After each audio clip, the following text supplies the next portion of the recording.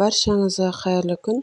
Біз бүгін сіздермен осылай әп-әдемі чебуреки жасайтын боламыз. Салқын суымызға картобымызды салып қайнатып, дайын болған картобымызды жақсылап тазалап алатын боламыз.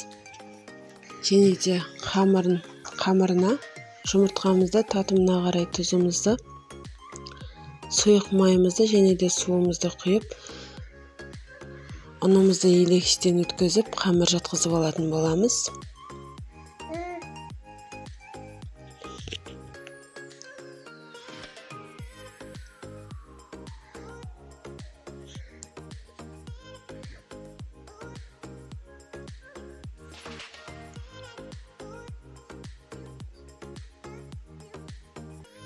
Қамырымызды июі қанғанша илеп,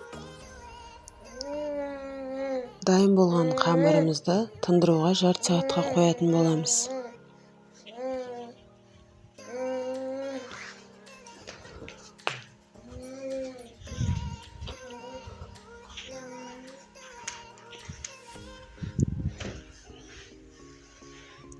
Оған дейін салманың пиязын жақсылап майдалап турап, татымына қарай тұзымызды және де қара бұршымызды салып, картобымызды жақсылап езіп, дайындап алатын боламыз.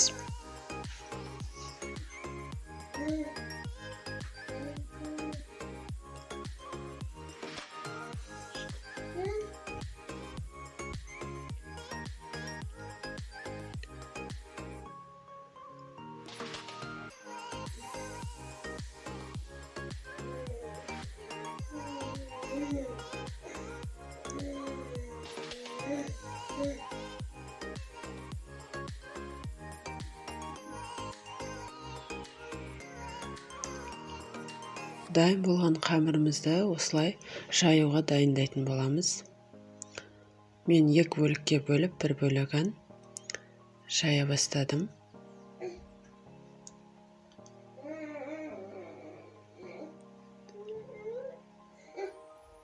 Қамырым жұмсақ әрі әдемі үлпілдек болып шықты. Жұмсақ болған қамыр жаюға ыңғайлы болады.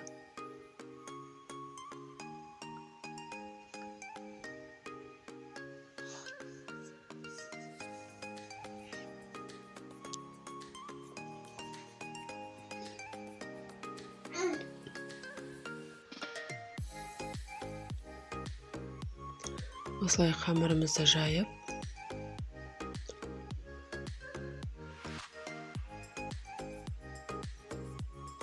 қамырларымызды майонездің құтысымен дөңгелектеп кесіп алатын боламыз. Дөңгелек болған чебурекилер өте әдемі болады, әдемі болып көрінетін болады.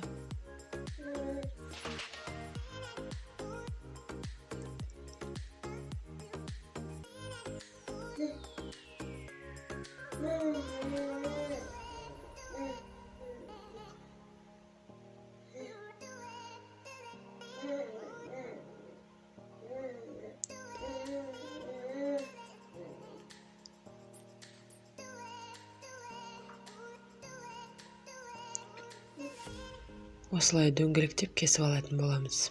Және де мен жұмсарған қамырымыз кеуіп қалмас үшін бірін-бірінің үстіне қойдым.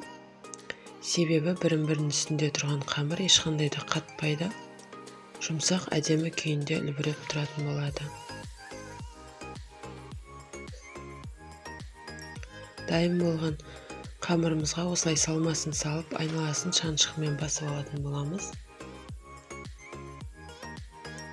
Міне осындай қамырлар пайда болды. Енді осыны қысып тұрған майымызға салып қуырып алатын боламыз. Мен тарелканың бетіне қағаз қойдым. Чебурекидің майын сорғытып алу үшін. Одан соң әдемілеп тарелкаға салып ұсынатын боламыз. Арнама жазылып, лайк басып, комментарий қалдырыңыздар.